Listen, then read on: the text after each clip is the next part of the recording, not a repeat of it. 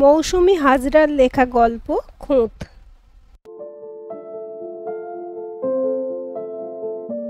Padded ব্রাটা বিছানায় ছুঁড়ে ফেলে দিল রাই। রাগে অভিমানে তার চোখ দিয়ে জল ঝরতে শুরু করেছে। তার বিশ্বাস ছিল অন্তত ঋষি তাকে বোঝে। বাকি পাঁচজনের চোখের থেকে ঋষির চোখ হয়তো আলাদা ছিল। তাই অফিসের সবথেকে হ্যান্ডসাম ছেলেটি একদিন রাইকে সবার সামনে প্রপোজ করেছিল। সেদিন অফিসের বেশ কিছু মানুষ অবাক হয়েছিল। রিদিমা তো বলেই ফেলেছিল সেদিন, প্রেম অন্ধ হয় শুনেছিলাম, আজ দেখাও হয়ে গেল। না, রায়ের তেমন কোনো সমস্যা ছিল না, শুধুমাত্র তার স্তন অপুষ্ট ছিল। এই কথা তেতো হলো সত্যি যে বেশিরভাগ মানুষের কাছে মেয়েদের স্তন হলো আকর্ষণীয় বস্তু। শুধু ছেলে নয়, একজন মেয়ে হয়ে অন্য মেয়েকে এই নিয়ে অনেক তামাশা করা হয়। রায়ের ক্ষেত্রেও তাই হয়েছে। কলেজে বহু বান্ধবীদের থেকে শুনতে হয়েছে, বাচ্চা হলে কি খাওয়াবি। কিছু কিছু দরদি বান্ধবী রায়ের জন্মদিনে ব্রেস্ট মাসাজ অয়েল কিংবা প্যাডেড ব্রা অব্দি গিফট করেছে। ঋষি তো সবার থেকে আলাদা ছিল। প্রথম প্রথম সব কিছু স্বপ্নের মতো মনে হতো রায়ের। ঋষি শুধু তাকে ভালোবাসে, সে যেমন সেইভাবেই ভালোবাসে। সব খুঁতগুলো বাসে ফুল হয়ে ঝরে গিয়েছিল। একটু একটু করে আত্মবিশ্বাস গড়ে উঠছিল রায়ের। বসন্ত এসেছিল তার দোরগোড়ায়। হঠাৎই আজ সব এলোমেলো হয়ে গেল। ঋষি কথায় কথায় রায়কে প্লাস্টিক সার্জারির কথা বলতেই রায় একটু রাগ দেখিয়েছিল। সেই সময় ঋষিও বলে দিল, বন্ধুদের সামনে ওকে কত ছোট হতে হয়, বন্ধুরা হাসাহাসি করে। রায় আর কোনো কথা বাড়ায়নি, চুপচাপ বাড়ি ফিরে এসেছে। নিজের উপর রাগ হচ্ছে তার। ঋষি আর ফোন করেনি। অফিসে দেখা হলে এড়িয়ে গেছে। রিদিমা টোন কেটে বলেছে, আরে প্রেম অন্ধ থেকে এখন চোখ ফিরে পেয়েছে। প্রতি কথাতেই রায় ক্ষতবিক্ষত হয়েছে, কিন্তু চুপচাপ সব সহ্য করে নিয়েছে। অফিসের বস মিস্টার মিত্র রায়কে ভীষণ ভালোবাসেন। কন্যাসম রায়কে গাইডও করেন। রায়ের কাজে তিনি বেশ খুশি। অফিসে একমাত্র এই মেয়েটাই কাজ মন দিয়ে করে। খুব তাড়াতাড়ি রায়ের প্রমোশন হবে। অফিসের সবাই সেটা জানে, রায়ও জানে। কিন্তু ইদানিং রায় ডিপ্রেশনে ডুবে থাকে। একদিন অফিস থেকে বেরিয়ে বাড়ি ফিরতে ইচ্ছে করলো না রায়ের। একা একা আনমনে হাঁটতে হাঁটতে বেশ অনেকটা দূরে চলে এসেছে। লোকালয় থেকে একটু দূরে, বেশ নির্জন জায়গাটা। এক জায়গায় বসে রায় চোখ দুটো বন্ধ করে রাখল। কিছুক্ষণ পর চোখ খুলতেই তার নজর পড়ল একটু দূরে ছেলেটার দিকে। কুকুরগুলোকে বিস্কুট খাওয়াচ্ছে, আর কুকুরগুলো পায়ের কাছে ঘুরঘুর করছে। কিছুক্ষণ এইভাবে তাকিয়েছিল। তারপর ছেলেটার সাথে চোখাচোখি হতেই রায় অন্যদিকে ঘুরে তাকালো। ছেলেটি এসে রায়ের থেকে 5 হাত দূরে বসল। সিগারেট ধরিয়ে জিজ্ঞাসা করল, এই নির্জন জায়গায় বসে কি করছেন ম্যাডাম? কারোর জন্য অপেক্ষা? রায় একটু বিরক্ত হয়েই বলল, তাতে আপনার কি? ছেলেটি আর কিছু বলল না, চুপ করে বসে থাকলো। রায় এবার উঠে দাঁড়াতেই ছেলেটিও উঠে দাঁড়ালো। রায় চলতে শুরু করলো, ছেলেটিও পিছু নিল।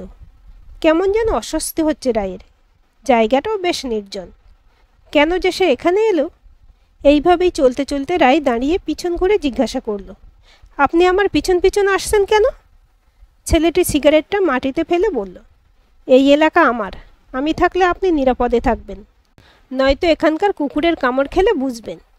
রায় রেগে বলল, আপনাকে এত উপকার করতে হবে না, আমার যা হবার হোক। ছেলেটি অবাক হয়ে বলল, যা বাবা, উপকার করতে নেই। রায়ের গলায় কান্না জুড়ে এলো। কোনো রকমে নিজেকে সামলে বলল, কোনো দয়ার দরকার নেই, আমি অসহায় নই। ছেলেটি বেশ অবাক হলো। কথা ঘুরিয়ে বলল, আচ্ছা, এতটা যখন এসেছি, সামনেই চায়ের দোকান, ওখানে 1 কাপ চা কিনে খাইয়ে দেবেন, তাহলে আপনাকে করা উপকার শোধ হয়ে যাবে। রাই আর কথা বাড়ায়নি, চায়ের দোকানে এক পাশে দাঁড়িয়ে আছে। ছেলেটি চা খাওয়া হতেই টাকাটা দোকানে দিয়ে রাই হাঁটতে শুরু করলো। কিছুটা দূরে চলে যাবার পর ছেলেটি আবার তার পিছু নিল। এবারও রাই সেটা বুঝতে পেরে দাঁড়িয়ে গেল। প্রচণ্ড রাগ নিয়ে পিছনে ঘুরে কিছু বলার আগে রায়ের নজর গেল ছেলেটির পায়ের দিকে।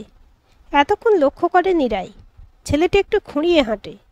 ছেলেটি রায়ের সামনে এসে একটা দীর্ঘশ্বাস নিয়ে বলে, উফ ম্যাডাম, এত জোরে কেন হাঁটেন? আমার তো আর আপনার মতো 2টো পা নেই যে জোরে হাঁটব। এই নিন টাকাটা। আমিও আপনার মতো দয়া চাই না, আমি অসহায় নই। রাই কিছুটা অবাক হয়ে তাকিয়েছিল ছেলেটির দিকে। তারপর গলার স্বর নরম করে জিজ্ঞাসা করল, আপনার পায়ে কি হয়েছে? ছেলেটি বেশ উদাস হয়ে বলল, একটা অ্যাক্সিডেন্টে ডান পায়ের হাঁটুর নিচে থেকে বাদ যায়। নকল পা নিয়ে যদিও দিব্যি আছি এখন, তবে কি জানেন ম্যাডাম, স্বপ্নগুলো সব ভেঙে চুরমার হয়ে গেল। এই মুহূর্তে রায় নিজেকে নিয়ে আর ভাবছে না। ছেলেটার কষ্টটা আরও অনেক বড় বলে মনে হলো তার কাছে। রায় আবারও জিজ্ঞাসা করল, কী স্বপ্ন ছিল আপনার? ছেলেটি মুখে হাসি নিয়ে বলল, একটু এখানে বসে কথা বলা যাবে? রায়ের বাড়ি ফেরার তাড়া নেই, পিছুটানও নেই। একটা জায়গা দেখে দুজনে বসলো। এবার অবশ্য ছেলেটি 5 হাত দূরেই বসেছে। ছেলেটি বলা শুরু করলো, জানেন ম্যাডাম, ছোট থেকে ফুটবল খেলি। ফুটবল আমার ভালোবাসা। বাড়ির সবাই আমাকে বলতো বড় হয়ে ফুটবলার হব। অথচ দেখুন, একটা অ্যাক্সিডেন্ট সব শেষ করে দিল। রায় ছেলেটির দিকে এক দৃষ্টিতে তাকিয়ে রইল। ছেলেটি আবার আনমনে বলতে শুরু করলো, অনেকবার ভেবেছিলাম শেষ করে দিই জীবনটা, কিন্তু পারিনি। জানেন, অনেকের দুটো পা দুটো হাত অবধি নেই, তাদের বাঁচার কত ইচ্ছে। কতবার খবরের কাগজে দেখেছি দুটো হাত নেই, পা দিয়ে লিখে মাধ্যমিকে ভালো রেজাল্ট করেছে। এইসব দেখে শুনে আমি সব ডিপ্রেশন কাটিয়ে উঠেছি। জানেন ম্যাডাম, এখন একটা ভালো জব করি, পরিবার পাশে আছে আমার। এখন অনেক বাঁচতে ইচ্ছে করে। সবার মধ্যেই কিছু না কিছু খুঁত থাকে, সেইগুলো নিয়েই সবাইকে বাঁচতে হবে। এই অবধি শুনে রায়ের মুখে একটা হাসি ফুটে উঠল। মনটা বড় শান্ত লাগছে এখন। রায় নিজে থেকে জিজ্ঞাসা করল, আপনার সাথে যদি আবার দেখা করতে চাই, তাহলে আপনি দেখা করবেন? ছেলেটা কিছুক্ষণ রায়ের দিকে তাকিয়ে বলল, চায়ের দোকানে অপেক্ষা করব। দুজনেই নিজেদের গন্তব্যে যাওয়ার জন্য উঠে দাঁড়ালো। রায় চলতে শুরু করলো, কিন্তু তার পা যেন চলতে চাইছে না। অনেক দিন পর সে একটু মানসিক শান্তি খুঁজে পেয়েছে। ছেলেটা আবার ডেকে বলল, এই যে ম্যাডাম, শুনছেন? চলার সময় মাথা উঁচু করে হাঁটবেন, আপনি অনেক ভালো। অবশেষে প্রমোশনটা হয়েই গেল রায়ের। অফিসের সবাই রায়ের প্রশংসায় পঞ্চমুখ। ঋষি রিদিমার সামনে হেঁটে বসের পাশে গিয়ে দাঁড়ালো। আজ অবশ্য প্যাডেড ব্রা দিয়ে নিজেকে সাজাবার প্রয়োজন মনে হয়নি রায়ের। কর্ম তার সমস্ত খুঁত ঢেকে দিয়েছে। সন্ধ্যা 6টা। রায়কে বা তাড়াতাড়ি বেরোতে হবে। চায়ের দোকানে একজন অপেক্ষা করে আছে।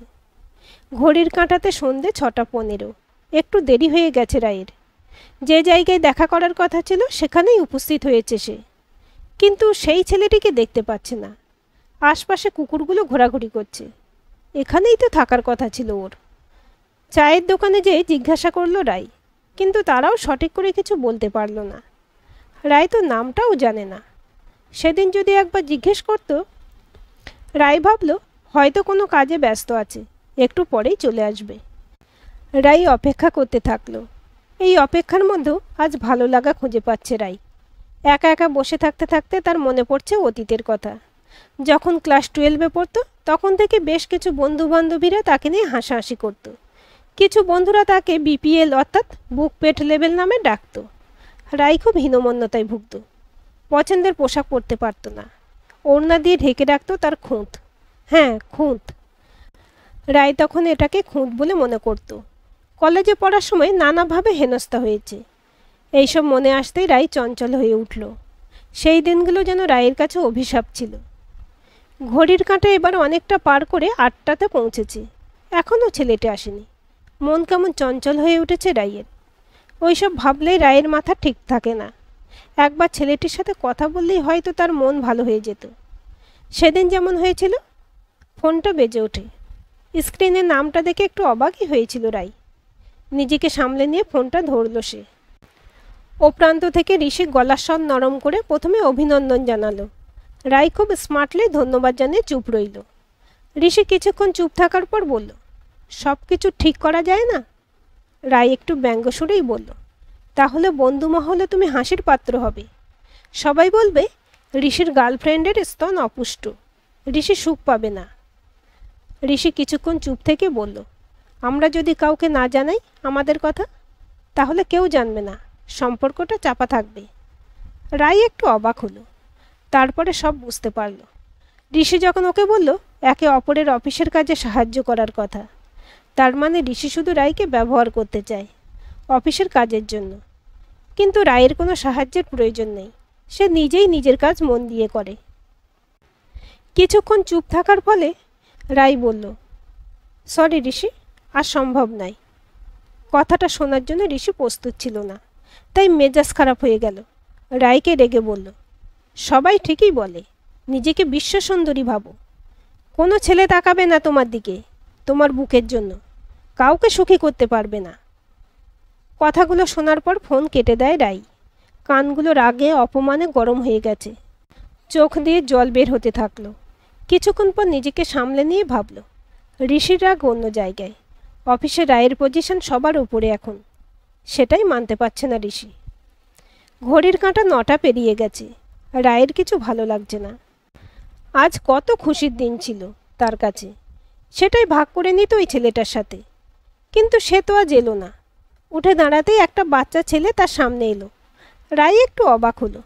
কিছু জিজ্ঞাসা করার আগেই বাচ্চা ছেলেটি বলল, এটা পিকুদা দিয়েছে, আগে চিঠিটা পড়বে, তারপর প্যাকেটটা খুলে দেখবে। হাতের দুটো জিনিস দিয়ে ছেলেটি দৌড় লাগালো। রাই চিৎকার করে বলল, কে তোর পিকুদা? আমি কাউকে চিনি না। ছেলেটি পিছন ফিরে বলল, তুমি যার জন্য অপেক্ষা করছো সেই পিকু দাদা। অবশেষে রাই নামটা জানতে পারল। কিন্তু পিকু কেন এলো না? আজ তো দেখা করার কথা ছিল, আর সে না এসে একটা বাচ্চার হাতে এইগুলোই বা কেন দিল? কিছু বুঝতে পারছে না রাই। হাঁটতে হাঁটতে চিঠিটা খুলল। কিছুক্ষণের জন্য থমকে গেল সে। প্রিয় মন, নাম জানি না, তাই আপাতত এই নামটা দিলাম। জানি এই মুহূর্তে আমার উপর অনেক রাগ হচ্ছে আপনার, কিন্তু আমি নিরুপায়। আমাদের আজ দেখা করার দিন নয়, দিন অপেক্ষা করে আছে আমাদের জন্য। তার জন্য আপনাকে একটু এগিয়ে আসতে হবে, এগিয়ে আসতে হবে সব কিছু থেকে। সেদিন আমার কেন জানি না মনে হয়েছিল আপনার মন ভালো ছিল না। আমার কথা শুনতে শুনতে আপনার মন ভালো হয়ে গিয়েছিল। আর আমি জানি আজও আপনি মন ভালো করতেই আমার সাথে দেখা করতে এসেছিলেন। কিন্তু ম্যাডাম, আমি তো কোনো জাদুকর নই। দিন শেষে আমাদের নিজেদের ভালো নিজেদেরকেই রাখতে হবে, কারোর উপর কোনো প্রত্যাশা রাখা চলবে না। একটা অ্যাক্সিডেন্টে আমার পা গেছে, আবার কোনো অ্যাক্সিডেন্টে যদি আমি চলে যাই, তখন কি করবেন? আমি জানি না আপনার মন খারাপের কারণ। শুধু একটা কথা জানি, মানুষ চাইলে সব পারে। যে বিষয়গুলো আপনাকে কষ্ট দেয়, আপনি সেইগুলো মন থেকে মুছে ফেলুন। আমি যেমন মুছে দিয়েছি ফুটবল হওয়ার স্বপ্ন। প্রথম প্রথম খুব কষ্ট হতো, তারপর আস্তে আস্তে মেনে নিয়েছি সব। মানুষ সব দিক থেকে পারফেক্ট যেমন হয় না, ঠিক তেমনই সব স্বপ্ন সত্যি হয় না। আমাদের এই অপ্রাপ্তি আর খুঁতগুলোকে মেনে নিতে হবে। আমাদের আমিটাকে ভালোবাসতে হবে, তবেই জীবন সার্থক। আমি রোজ অপেক্ষা করব সন্ধ্যে 6টার সময় চায়ের দোকানে। আপনি সেদিনই আসবেন আমার কাছে, যেদিন নিজের মন নিজে ভালো করা শিখে যাবেন, নিজেকে ভালোবাসতে শিখে যাবেন। সেই দিনটা যেন তাড়াতাড়ি আসে। আমি অপেক্ষা করব মন। ইতি আপনার অনেক চেনা হয়েও অচেনা একজন। কিছুক্ষণ চিঠিটা বুকে জড়িয়ে রেখেছিল রাই। তারপর প্যাকেটটা খুলে দেখেছিল একটা ছবি। একটা মেয়ে অবিকল রায়ের মতো দেখতে, কি সুন্দর হাসি মুখ। ছবিটি একদম নিখুঁত। রাই সত্যি এতটা নিখুঁত? কই, আগে তো এইভাবে নিজেকে দেখেনি সে। খুব কাঁদতে ইচ্ছে করছিল তার। কোনো রকমে নিজেকে সামলে মনে মনে বলল, আমাদের দেখা হবে পিকু, খুব তাড়াতাড়ি। আমি তোমার জন্য নিজেকে নতুন করে চিনেছি। এই আমিটাকে আমি ভীষণ ভালোবাসি, আর কারোর কোনো কথায় আমি কষ্ট পাবো না। দেখা হবে আমাদের। আজকের এই গল্পটি আপনাদের কেমন লাগলো কমেন্ট করে জানাবেন। ভালো লাগলে অবশ্যই একটা লাইক দেবেন, আর চ্যানেলটি সাবস্ক্রাইব করে সাথে থাকবেন।